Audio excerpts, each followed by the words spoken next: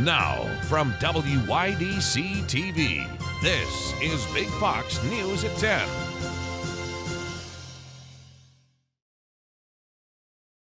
Thanks for joining us. I'm Anna Manuel. Ian continues to track slowly across Florida after leaving behind widespread devastation along the state's Gulf Coast. Lauren Blanchard has more. Ian pummels Florida as it now takes aim at the Georgia and Carolina coasts. Devastating scenes unfolding along Florida's Gulf Coast. A day after Ian made landfall, hurricane-force winds tore roofs off buildings and knocked out power to 2.5 million people. In Fort Myers, the conditions wiped out roads and bridges across the city, while rising floodwaters trapped some people inside their homes. We didn't expect the water to come up as high as it did. We did as much prep as possible based on the information that we were given. Search and rescue teams that were delayed during the storm are beginning to deploy, but with no electricity across the region, some calls for help are not getting through. We're looking at buildings where people have been trapped, mainly the elderly, people on medications, oxygen. So we're going to be hearing a lot of those. And forecasters say the state won't get relief anytime soon. Ian soaked central Florida early Thursday and threatens to cause a storm surge of up to 6 feet as it moves east. The amount of water that's been rising and will likely continue to rise today, even as the storm is passing, is basically a 500-year flood event. Ian is then expected to turn north and make another landfall near the Georgia and South Carolina coastline.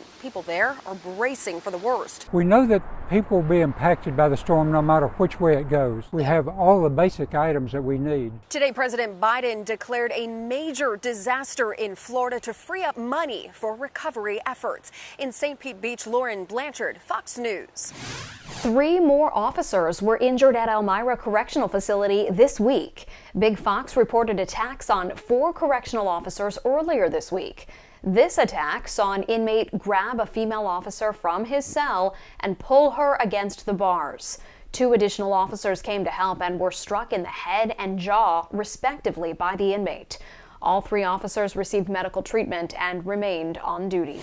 A man arrested in Corning after allegedly attacking a school bus and assaulting officers. Police say Emmett Kane attacked a bus full of middle school students. They say Kane did about $5,000 worth of damage to the bus before the bus driver was able to pull away. Then they say he threw a brick at a passing vehicle's windshield. Corning police later found Kane and say he resisted arrest and fought the officers. 1 Corning police officer was taken to a local hospital for treatment. This Saturday begins Breast Cancer Awareness Month. Our Maggie Hall sat down with a breast cancer survivor and a healthcare provider to talk about breast cancer awareness. October is Breast Cancer Awareness Month, a condition at the forefront of many Americans' minds after yesterday, well-known media and television personality Katie Couric announced her battle with breast cancer. I'm here at Guthrie Corning Hospital to speak with Rebecca Ellis, a survivor of breast cancer and a member of her care team, to discuss the importance of cancer screenings and breast cancer awareness. Like many during the COVID-19 pandemic, Rebecca avoided the hospital and, in turn, avoided her mammogram. And a year had gone by, and I still bypassed it. I just was too busy at work and just thought, I need to do this. Didn't do it. I pushed it away. And so it was last September that I scheduled the mammogram. They found something. It was so early. I did not detect it myself. The mammogram, the 3D mammogram, is what located this mass. We know that breast cancer is the most common cancer found in women. And we also know that early detection with mammograms helps patients to treat the disease, and it's your best chance of survival. To show her thanks, Rebecca gave not just one thank you to the folks at the Corning Cancer Center. She gave 1,001 of them. This jar of thank yous from Rebecca sits in the Cancer Center break room for personnel to take from whenever they need. I asked Rebecca what she would tell someone who is just starting their breast cancer healing journey. My thing is self-care. Take care of yourself. If you've missed your mammogram, schedule it.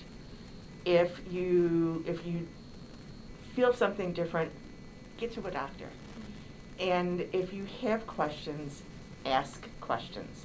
Check with your primary care physician today to see if you should be screened for breast cancer.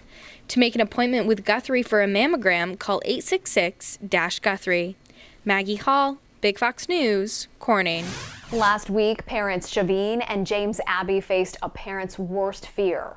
Their daughter Willow had been diagnosed with a brain tumor that required immediate surgery. Shavine is a local hairstylist and her community is rallying behind her. They're doing this by hosting a cut-a-thon at Hair Color Masters in Painted Post to raise money for the family. From 1 to 4 in the afternoon, several hairdressers from all across the Twin Tiers and beyond. Hopefully we'll have 25 to 30 stylists that will work in shifts that day, performing simple $25 haircuts, and all the proceeds will go to Shavine and James Abbey for their daughter Willow. For more details, to be a stylist, or to learn of other ways to help the family, contact Deanie Knowles at 607-936-1600. The Wineglass Marathon comes back to Steuben County this Sunday, and with it, a large number of road closures. Organizers are advising travelers to avoid the list of major intersections you see on the screen. Since this is a marathon, over 26.2 miles of road will be used for the race. For a full list of roads that will be closed or have travel restrictions on Sunday, you can call the Wineglass Race Series at 607-654-7601 or email them at info@wineglassmarathon.com. Big Fox's Pet of the Week is back. Our Josh Feldberg got to meet our new foster animal, Izzy. Big Fox's new Pet of the Week is Izzy. Izzy was brought in by her foster parent, Elisa. Izzy's breed and exact age are unknown, but she is thought to be a Rottweiler or Shepherd mix and around 4 months old. Oh, she's a cuddler. She loves to cuddle. She would sit on my lap all the time if she could, but she's getting bigger. She loves my cat and my other dogs that I have, so she's doing really well with socialization.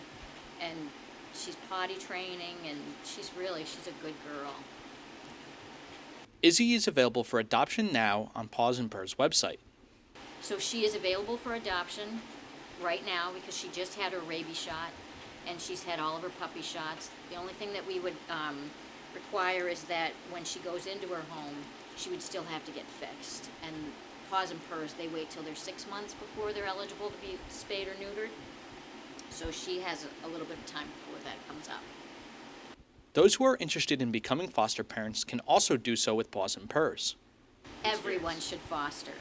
Everyone. If you ever want to help a dog or a cat, our shelters are full right now. I've never seen it the way it is right now. And if you can bring a dog into your home and help them get used to being surrounded by people in a home setting to earn that trust and love, you don't just save them, you actually save another dog too, because it opens up a spot in a shelter for another one to be pulled. So, yeah. Josh Feldberg, Big Fox News, Corning.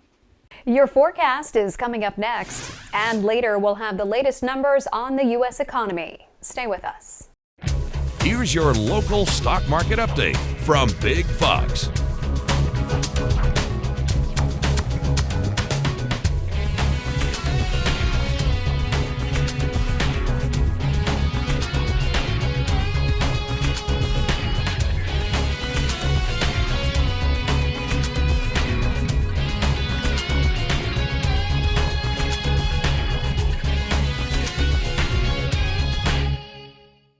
Now, your Twin Tiers forecast from Big Fox. Brighter and quieter skies were found today as we've been dealing with this slow-moving low-pressure system that has finally exited and allowed for a high-pressure system to bring in some of those blue sky conditions, I should say. But noting the clear conditions overnight, note that we are going to be dealing with some very cool conditions. We'll see even patchy fog development in place as we keep calm winds and watch temperatures fall below that 40-degree threshold. And with temperatures across the area even falling below that 36 36-degree threshold. There is some frost and freeze concerns as we're noting areas even like Bath, Westfield at 34 degrees, Wayland around 36, Corning around 35. That is bringing in the potential that frost and freeze development could occur, especially with moisture in the air. That is going to bring the potential that there could be some harm to vegetation. Now, typically for this time of the year, our frost and freeze dates do bring in an average of hitting at least 36 degrees around September 28th, which was yesterday, and then reaching that 32-degree threshold by about October 9th. So we're about on par to be dropping to these type of conditions, but we are still within growing season. So noting temperatures falling to this rate, there is a frost advisory across the entire area. So if you still have some of that thriving fall vegetation, you'll want to cover that up with a blanket overnight, or if they're potted plants, bring those in so that they can stay comfortable before there should be some improving conditions as we head into the weekend. But we will note that mostly cloudy skies, unfortunately, will be returning back into the region, and that will be due to the remnants of Hurricane Ian that is going to potentially make landfall again on Friday across portions of South Carolina and then work into the Appalachians. So that is going to bring a few showers potentially as early as Friday evening, but then sticking around throughout the day on Saturday, continuing that extent to some cloud cover, as well as with some of that cooler air from the north. Ultimately, it's going to be a gloomy and cool pattern, and it looks like even as we head into next week, we may dry out and bring some sunshine under a high pressure system, but temperatures are expected to stay cool as a secondary cold front is expected to move through by the end of the weekend. So throughout our Friday forecast, it is a little bit of a cool start, but we'll still see temperatures by the afternoon at least return towards seasonal into those upper 60s under some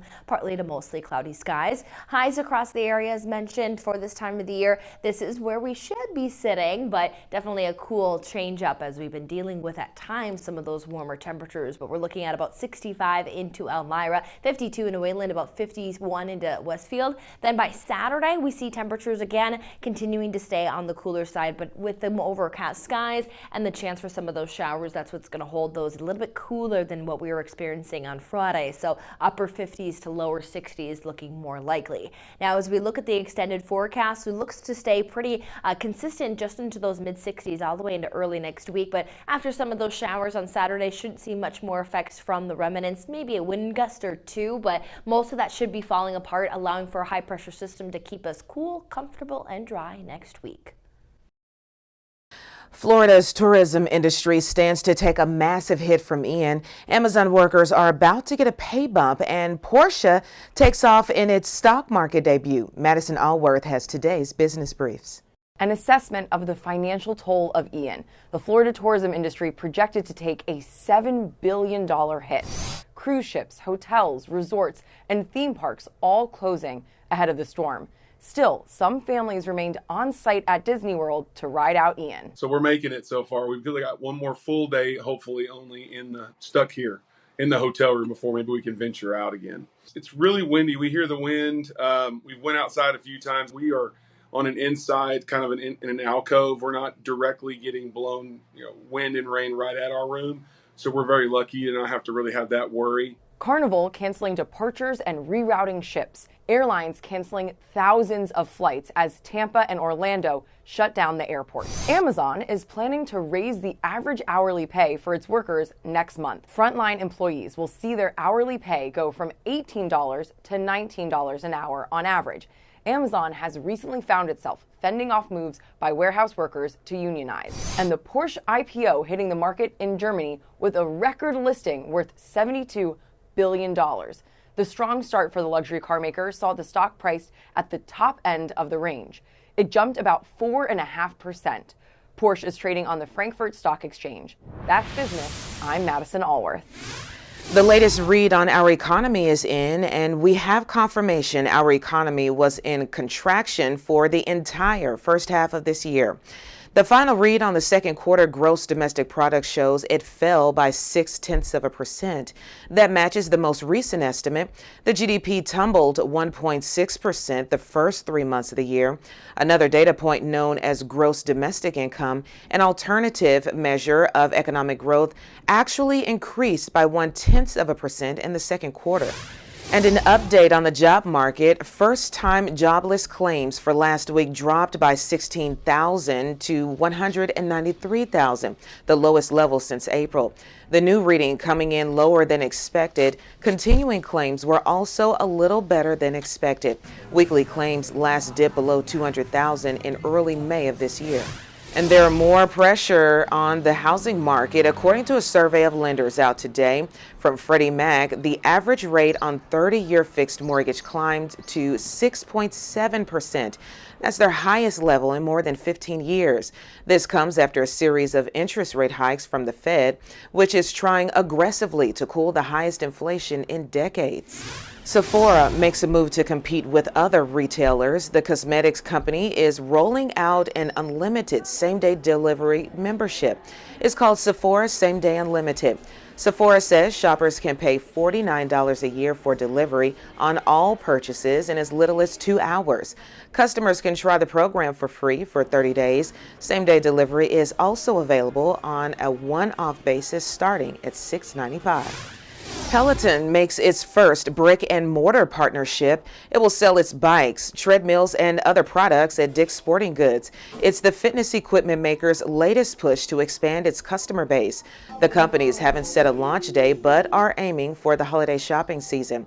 Peloton had long been an exclusively direct-to-consumer business before it started selling its products on Amazon in August. Still ahead, the Biden administration announcing its goal of ending hunger in the U.S. by 2030 while vowing to help reduce diet-related diseases like diabetes by promoting and expanding access to healthier food. That story coming up. Well, it was just a few weeks ago that President Biden re-announced his administration's goal to reduce the cancer death rate in the U.S. by half over the next 25 years. But now the president is adding on to his list of impressive initiatives, revealing his new plans to end hunger by the end of this decade. Ashley Strohmeyer has the latest. If you look at your child and you can't feed your child, what the hell else matters? President Biden tugging at the nation's heartstrings after announcing his administration's goal to end hunger in the U.S. by 2030. 1 in 10 American households still do not have access to enough food. 1 in 10. The bold initiative outlined during Wednesday's White House Conference on Hunger, Nutrition, and Health, the first since 1969, and comes as data reveals 10% of households nationwide face difficulty getting enough food to eat last year alone.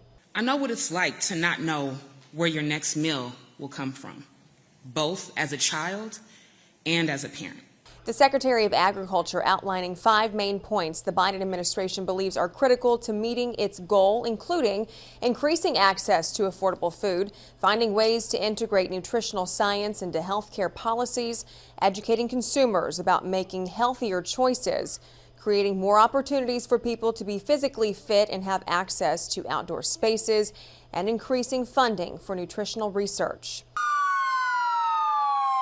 The White House also hopes to tackle diet-related diseases like type 2 diabetes, obesity, and hypertension, and says its goals are reliant on the private and public sectors coming together, announcing a collective $8 billion in contributions so far from a number of companies and charities. But when it comes to implementing proposals for expanding food stamp coverage, the president said Congress must come together. Ashley Strohmeyer, Fox News. The new documentary on Grammy Award-winning Irish singer Sinead O'Connor aims to set the record straight on her legacy. Nothing Compares is currently playing in select theaters and will be available on Showtime Friday. Filmmaker Catherine Ferguson says the film reevaluates the singer's life and career and shows how the artist was ahead of her time. Here's Ashley Vorkin with more. Ladies and gentlemen, Sinead O'Connor. The rise and fall of Grammy Award-winning singer-songwriter Sinead O'Connor gets the spotlight in the new Showtime documentary, Nothing Compares. It's a revisionist history about one of the most iconic artists that have come out of my country, Ireland, certainly in the last 30 years, if not the last 100 years. O'Connor, who rose to stardom in the 1990s with her hit single, Nothing Compares to You, was not only famous for her music, but for being outspoken. It's really exciting for people to actually watch what she was standing up for, which was women's rights, racial injustice. The biggest thing of all, of course, was the sex abuse scandal within the Catholic Church. Many felt the singer went too far when she tore up a photo of Pope John Paul II on Saturday Night Live in 1992, leading to the downfall of her music career. She just, unfortunately, was talking about things that seemed very unpalatable at that time in the media. They weren't cool issues, and therefore I would go as far to say she was one of the first female superstars to be effectively cancelled. Filmmaker Catherine Ferguson says the film is timely and shines a light on how the Irish musician paved the way on many social and political issues. That's the one takeaway I think everybody gets when they see the film, is just how phenomenally ahead of her time she was. Everything that she spoke out about then, as you say, has either come full circle and is fully out in the media and is commonplace. In Hollywood, Ashley Dvorkin, Fox News. Stay with us. We'll have more after the break. And how about this cute story to leave you with a smile? It's almost time for your pet to play dress up for Halloween and get in your trick and treats. With just over a month before Halloween, many pet lovers are browsing for costumes for their pets. Walmart has the Vibrant Life line available in-store and online for your pet. To join in on your door-to-door trick-or-treating, this year's picks in costumes are predicted to be Bumblebee, Cow, and Ladybug. Walmart also has lots of pet snacks and candy-themed toys for under $10. I'm Harriet Wallace. Thanks so much for watching.